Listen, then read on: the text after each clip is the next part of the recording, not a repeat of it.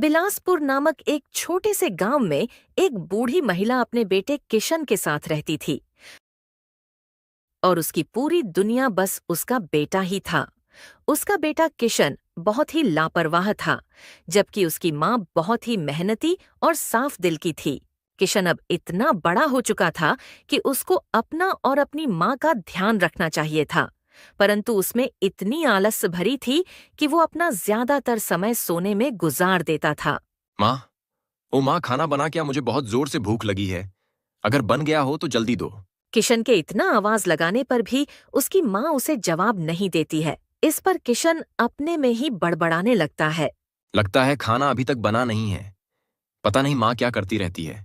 मुझे जाकर देखना पड़ेगा। माँ के आवाज न देने पर किशन रसोई घर में पहुंच जाता है। माँ, अभी तक खाना नहीं बना क्या? मुझे बहुत जोर की भूख लगी है। हाँ बेटा, बस बन ही गया। पर पहले तू मुझे ये बता कि तूने आज खेतों में काम किया या नहीं। अरे माँ, तुम हर रोज एक ही सवाल पूछती हो। मुझे भी तो थोड़ा आराम चाहिए। हर समय क्या खेत में ही रहूंगा? बेटा, गुस्सा क्यों करता है? खेत तो हमारा जीवन है। अगर हम मेहनत नहीं करेंगे तो खाएंगे क्या? तुम हर बार यही पुरानी बातें करती हो। अरे आज कल ये खेत वेत में कुछ नहीं रखा है। गांव के सब लड़के शहर जा रहे हैं और एक तुम हो कि मुझे कहीं जाने नहीं देती। किशन अपनी माँ से अपनी नाराजगी जता के वहां से बाहर चला जाता है। कुछ समय बाद किशन नाराज होकर घर के आंगन में चारपाई पर बैठा होता है। तभी उसकी माँ दुखी होकर किशन के लिए खाना लाकर देती है और फिर वहां से चली जाती है। खाना खाने के बाद किशन अपनी माँ से बोला, अरे ओ माँ, मैं थोड़ी देर कमलेश के साथ टहलने जा रहा हूँ। आने में थोड़ी देर हो सकती है। इतना बोलकर किशन घर से गांव की ओर टहलने के लिए निकल गया। उसकी माँ उसके रोज के लापरवाही को देखकर चिंतित होकर सोचने लगती है। हे भगवान, मेरे बेटे को कब समझदारी आएगी? वो तो मेरी बात सुनता ही नहीं है। किशन अपने दोस्त कमलेश से मिलने उसकी राशन की दुकान पर पहुंच जाता है।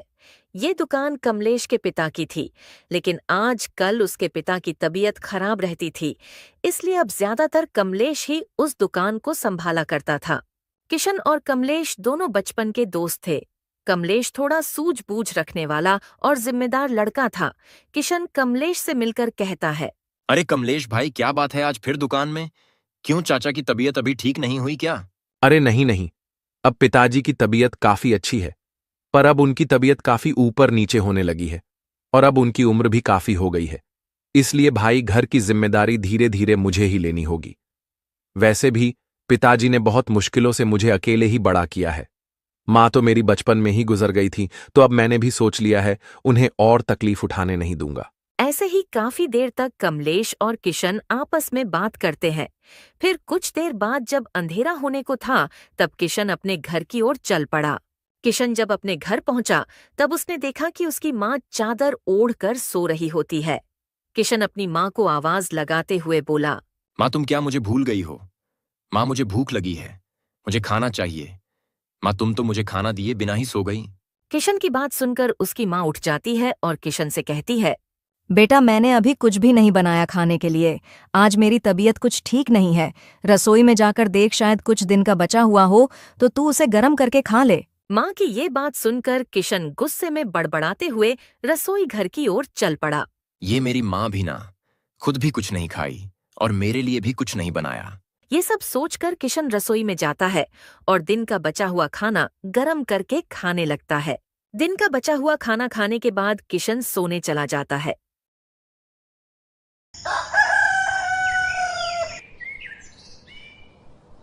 अगली सुबह जब किशन बाहर जाने के लिए तैयार होता है, तो किशन देखता है कि उसकी माँ अभी भी अपने बिस्तर पर लेटी हुई थी। किशन ये देखकर अपने मन में सोचने लगता है, अरे आज माँ को क्या हुआ? इतनी देर तक तो माँ कभी नहीं सोती है। माँ तो मुझसे भी पहले उठ जाती है। किशन ये सब सोच ही रहा था कि तभी उसकी माँ अचानक से उठकर किशन से बोलती है, बेटा, मेरी तबीयत ठीक नहीं लग रही है, तू मुझे थोड़ा गर्म पानी लाकर दे दे।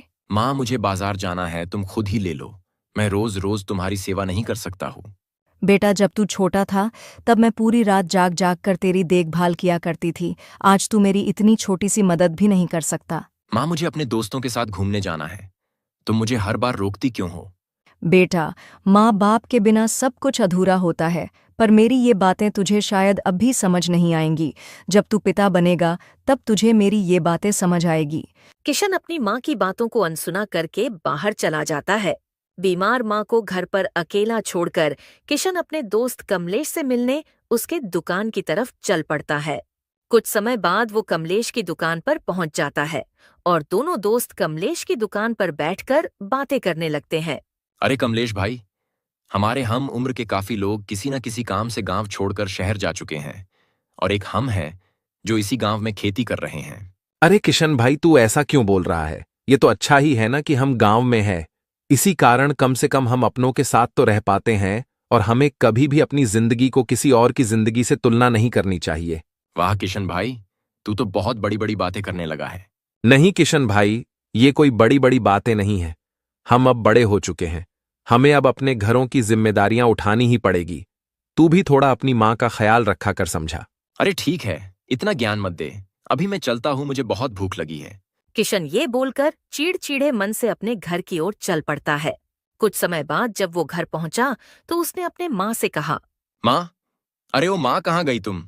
मुझे बहुत जोर से भूख लगी है, खाना दो जल्दी।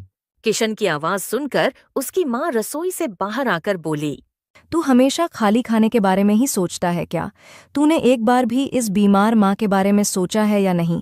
मेरी अब उम्र हो गई है, मैं तुझे अब ऐसे घर में बैठा कर नहीं खिला सकती हूँ। अरे सीख कुछ अपने दोस्त कमलेश से, कितना जिम्मेदार लड़का है वो। किशन को अपनी माँ के मुंह से ये सब सुनकर बहुत गुस्सा आया। गुस्से में उसने अपनी माँ से कहा, ठीक है, अगर ऐसी बात है तो चला जाऊंगा मैं घर छोड़कर, फिर रहना अकेले अपने इस घर में। वैसे भी क्या दिया है आप लोगों ने मुझे? पिताजी तो बचपन में ही गुजर गए और उन्होंने मेरे लिए ऐसा रखा भी क्या है? बस एक जमीन का टुकड़ा, और वो भी बंजर। ये बोलकर किशन गुस्से में घर छोड़कर चला जाता है और गांव के मंदिर में आज की रात गुजारने की सोचता है। जब वो मंदिर पहुंचा तो उसे वहां मंदिर के पुजारी जी मिले। अचानक किशन को मंदिर में देखकर पुजारी जी ने किशन से कहा, अरे किशन बेटा, तू यहाँ क्या कर रहा है? तुझे तो मैंने कभी मंदिर के आसपास भी नहीं देखा है, तो आज अचानक यहाँ कैसे आ गया? नहीं पुजारी जी, ऐसा कुछ भी नहीं है। मैं तो बस पूजा करने आया था। किशन पुजारी को अपने माँ के साथ हुए झगड़े के बारे में कुछ नहीं बताता है और मंदिर से चला जाता है। देखते देखते रात हो जाती है और आखिरकार थक हार कर किशन वापस अपने घर लौट आता है। किशन को देखकर उसकी माँ उससे कहती है, अरे बेटा, आ गया तू? चल, अब आ गया है तो जल्दी से हाथ मुंह धो ले, मैं तेरे लिए खाना लगा देती हूँ। किशन अपनी माँ के ऐसे बर्ताव को देखकर थोड़ा आश्चर्य में पड़ जाता है। उसने मन ही मन में ये सोचा, आज तो मैंने माँ को इतनी बातें सुनाई थीं, पर फिर भी माँ मेरे साथ इतना अच्छा व्यवहार कर रही हैं। मुझे तो लगा था कि आज माँ मुझसे बहुत गुस्सा होगी। किशन यही सब सोचते सोचते अपने माँ के साथ बैठकर रात का खाना खाने लगता है और थोड़ी देर बाद खाना खाकर अपने कमरे में जाकर सो जाता है।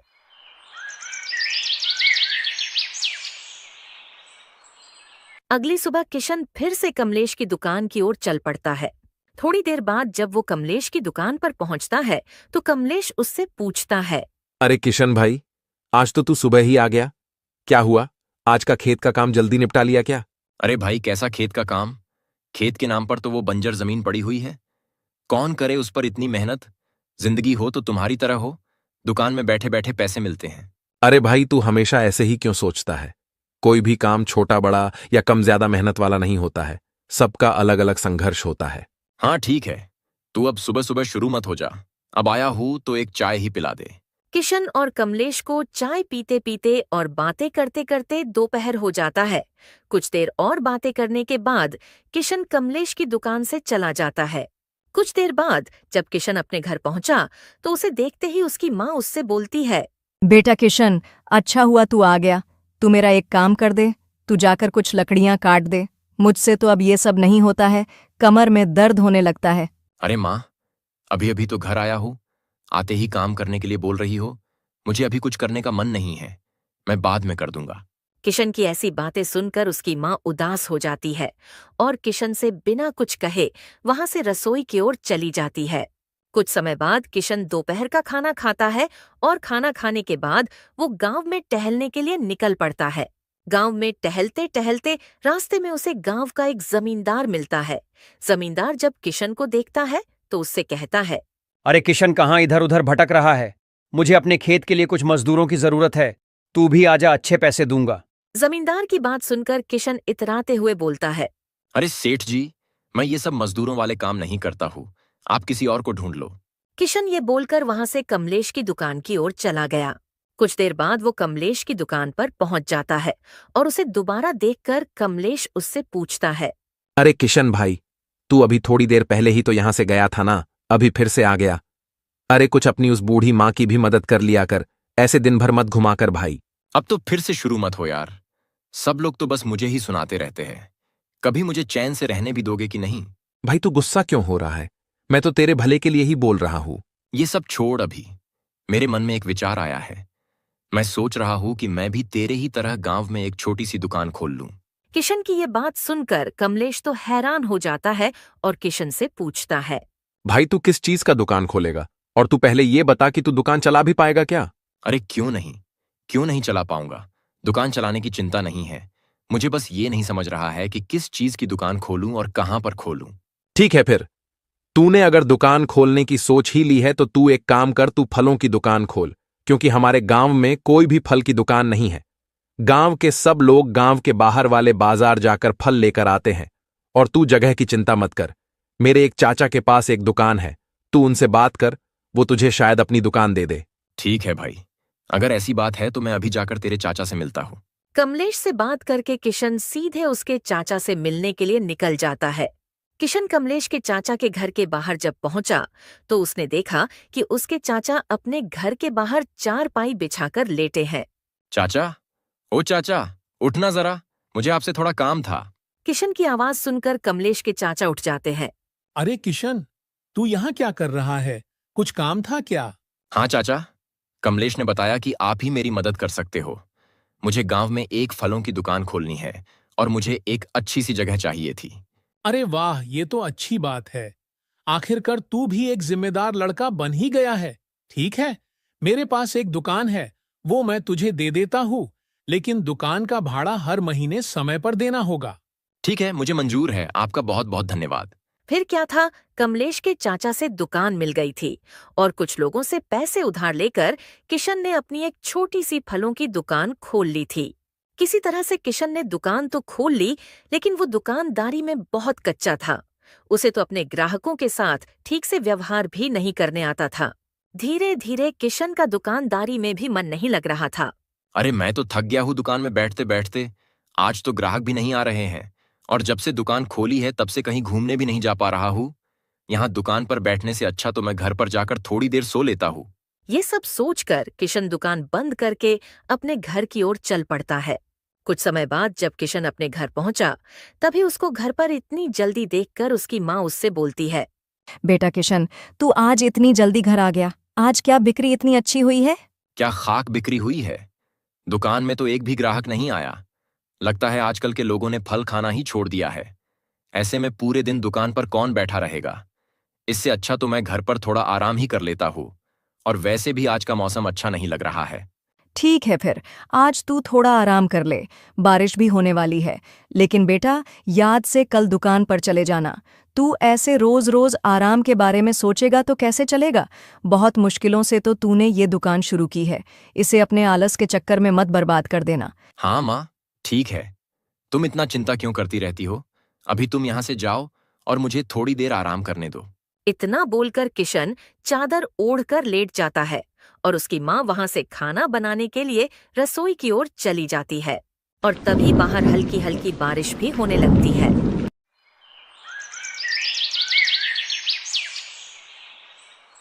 अगले दिन फिर से किशन अपनी फलों की दुकान खोलकर बैठ जाता है।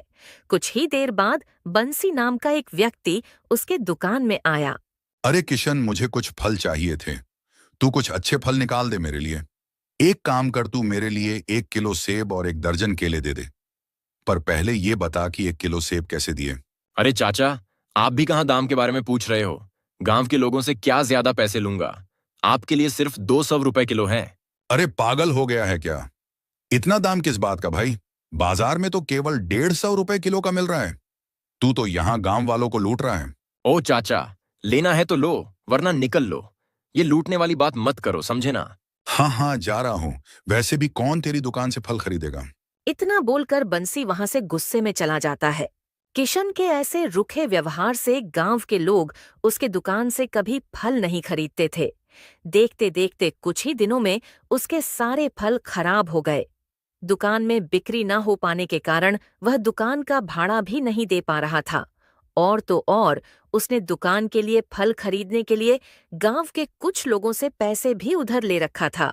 गांव के लोग बार बार उससे उधारी के पैसे मांगने आते थे और धमकी भी दे जाते थे। अबे ओए किशन निठल्ले, कब देगा हमारे पैसे? जल्द से जल्द हमारे पैसे लौटा दे, वरना इतनी मार खाएगा कि तेरी माँ भी तुझे नहीं पहचान पाएगी। किशन किसी तरह तो उन लोगों को अपनी बातों से फुसला लेता था, परंतु कुछ दिनों बाद भाड़ा न भर पाने के कारण उसकी दुकान बंद करवा दी गई। लेकिन वह इतना लापरवाह लड़का था कि उस पर इन चीजों का कुछ प्रभाव नहीं पड़ रहा था। एक दिन जब किशन गांव में ऐसे ही घूम रहा था, तभी उसको रास्ते में दो लोग घेर लेते हैं और उसको धमकी देते हुए बोलते हैं। अबे ओए निठल्ले, बहुत हो गया तेरा, अब तो तेरी दुकान भी बंद हो गई। अब जल्दी से हमारे पैसे लौटा दे, वरना इतना पीटेंगे कि घर तक चलकर नहीं जा पाएगा। भाई इतना गुस्सा मत करो, मैं आज ही किसी भी तरह तुम लोगों के पैसे लौटा दूंगा। ठीक है, पर अगर आज शाम तक पैसे नहीं मिले तो समझ जा तेरे घर आकर तुझे मारकर तेरे घर का सामान ले जाएंगे और अपने पैसे वसूल कर लेंगे। किशन उन लोगों की बात से बहुत डर जाता है और परेशान होने लगता है। तभी उसके मन में एक ख्याल आता है। माँ के पास कुछ गहने पड़े हैं, मैं ले जाकर उनको फिलहाल के लिए जमींदार के पास रखकर उससे कुछ पैसे लेकर इनकी उधारी चुका देता हूँ, नहीं तो मेरी बहुत पिटाई होगी। फिर क्या था, किशन चुपचाप से अपने माँ के अलमारी से उनकी गहनों की पोटली चुरा लेता है और उसे लेकर गांव के जमींदार के घर की ओर चल पड़ता है। जमींदार जी, क्या आप ये गहने अपने पास रखकर मुझे कुछ पैसे दे सकते हैं? मुझे पैसों की बहुत जरूरत है। क्यों रे किशन, उस दिन तो बहुत बड़ी बड़ी डींगे हाँक रहा था, अब क्या हुआ? अब क्यों गहने रखने आया है? अरे उस दिन की बातों को भूल जाइए, मुझे फिलहाल पैसों की बहुत ज्यादा जरूरत है। आप ये गहने रखकर मुझे कुछ पैसे दे दीजिए। ठीक है, तू इतना जोर दे रहा है तो मैं तुझे कुछ पैसे दे देता हूँ। फिर क्या था, जमींदार किशन को उसकी माँ के गहनों के बदले में उसे कुछ पैसे दे देता है। जमींदार से पैसे लेकर किशन अपने सारे कर्ज को चुका देता है। ये रहे तुम लोगों के पैसे, और अब दोबारा पैसे मांगने मत आना। हाँ हाँ ठीक है, हमें भी किसी पागल कुत्ते ने नहीं काटा है जो तुझसे बिना मतलब के पैसे मांगने आए। हम तो अपने पैसे मांग रहे थे। देखते देखते ऐसे ही कुछ और दिन बीत जाते हैं। एक दिन किशन की माँ जब अपनी अलमारी देखती है तो उसे अपने गहने नहीं मिलते। गहने नहीं मिलने पर वो बहुत परेशान हो जाती है और हड़बड़ाते हुए किशन को ढूंढने गांव में निकल जाती है। अभी वो कुछ दूर गई ही थी कि उसे रास्ते में गांव का मुखिया मिल जाता है। मुखिया किशन की माँ को इतना परेशान देखकर पूछता है। क्या हुआ बहन, इतनी परेशान क्यों हो? कोई बात हो गई क्या? मुखिया जी, अब आपको क्या बताऊं, मैं तो बर्बाद हो गई। मेरे गहने किसी ने चुरा लिए हैं, अब मैं क्या करूंगी? मैंने तो वो गहने अपने बेटे किशन के भविष्य के लिए संभाल कर रखे थे। अरे अरे, ये तो बहुत बुरा हुआ। आपने ठीक से घर पर देखा था कि नहीं? नहीं मुखिया जी, मैंने अच्छे से देखा, पर मुझे मेरे गहने कहीं नहीं मिले, इसलिए अपने बेटे किशन को ढूंढ रही हूँ ताकि उससे पूछ सकूं, शायद उसने कहीं रखे हो। सुनिए बहन जी, आपसे एक बात बोलना चाहूंगा, आप बुरा मत मानिएगा। क्या हुआ है मुखिया जी, ऐसी क्या बात है? मुझे लगता है किशन ने ही गहने लिए होंगे। गांव में उसके ऊपर काफी उधारी थी, परंतु हाल ही में उसने अपना सारा उधार खत्म कर दिया है। नहीं मुखिया जी, किशन ऐसा नहीं कर सकता है। वह लापरवाह जरूर है, पर वो कभी चोरी नहीं कर सकता। देखो बहन, मुझे जो लगा मैंने कहा। एक बात तुम खुद किशन से पूछ लो, सब दूध का दूध और पानी का पानी हो जाएगा। किशन की माँ मुखिया की ऐसी बातें सुनकर उदासी भरे मन से अपने घर की ओर लौट गई। कुछ समय बाद जब किशन घर आया तो उसकी माँ ने उससे सीधे सवाल किया। किशन, तू सच सच बता, क्या तूने ही मेरे अलमारी से गहने लिए हैं? अपनी माँ से गहनों की बात सुनकर किशन कुछ भी नहीं छुपाता है और अपने माँ को सब कुछ साफ साफ बता देता है। किशन के मुंह से यह सब सुनकर किशन की माँ उससे बहुत गुस्से में बोलती है। अरे नालायक, तू अब अपने ही घर में चोरी भी करने लगा। क्या मैंने तुझे यही संस्कार दिए थे? अब मैं तुझे क्या ही दोष दूं? मेरी ही किस्मत खराब है जो मुझे तुझ जैसा नालायक बेटा मिला। अपनी माँ के मुंह से इतनी खरी खोटी सुनने के बाद किशन वहां से गुस्से में निकल जाता है और जाकर सीधे अपने दोस्त कमलेश से मिलता है। कमलेश उसको देखकर उसको पूछता है, क्या हुआ किशन भाई? तू इतने गुस्से में क्यों है? कुछ हुआ क्या? मत पूछ भाई, मेरी जिंदगी तो जैसे नरक बन गई है। रोज रोज मेरी माँ मेरे साथ झगड़ा करती है और आज तो हद ही हो गई। माँ को मैंने आज तो सब कुछ सच सच बताया, मगर माँ ने फिर भी मुझे बहुत कुछ सुनाया। अरे हुआ क्या? वो तो बता पहले। देख भाई, तू तो जानता ही है कि मुझसे दुकानदारी नहीं हुई और उस दुकान के चक्कर में मुझ पर कितना उधार चढ़ गया था। इसलिए मैंने अपने माँ के गहनों को गिरवी रखकर अपना सारा उधार खत्म कर दिया।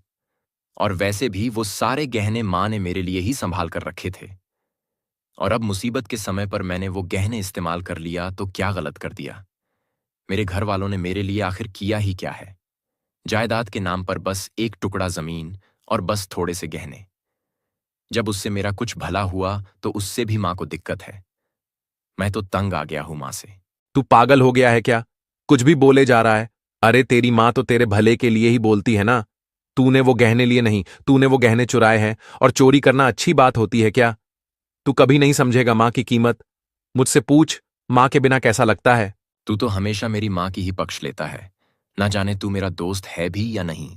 किशन जब ये सारी बातें कमलेश से कह रहा था तो कमलेश का पिता भी यह सारी बातें सुन लेता है और वो आगे आकर किशन से बोलता है, अरे किशन बेटा, तू तो बिल्कुल अपने पिता की तरह निकला रे।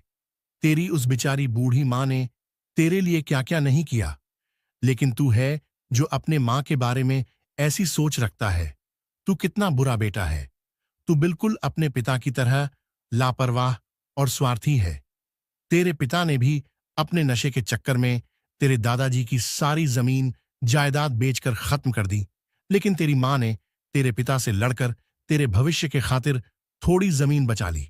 अरे जब तू छोटा था तब तेरी माँ दूसरों के घर पर काम करके तेरा पालन पोषण करती थी और अब तू उनके किए कर्मों का ये सिला दे रहा है। कमलेश के पिता से ये सब सुनकर किशन को बहुत बुरा लगा और उसको अपने माँ के साथ किए बर्ताव पर पछतावा होने लगा।